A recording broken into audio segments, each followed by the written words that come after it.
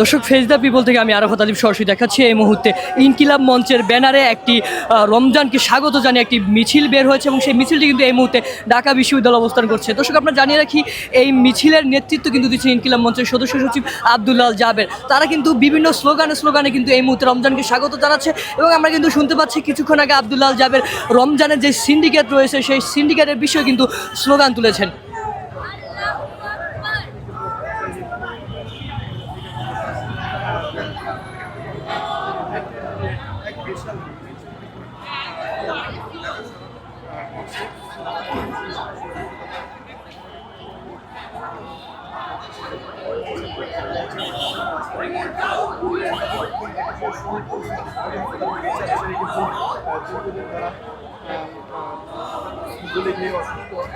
Hospital বেডে ছিল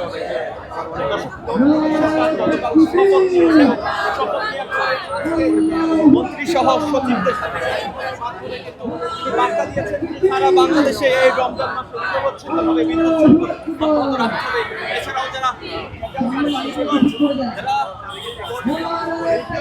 পণ্যের দাম বৃদ্ধি করে থাকেন তাদের ঘোষণা দিয়েছেন ইতিমধ্যে নতুন সরকার।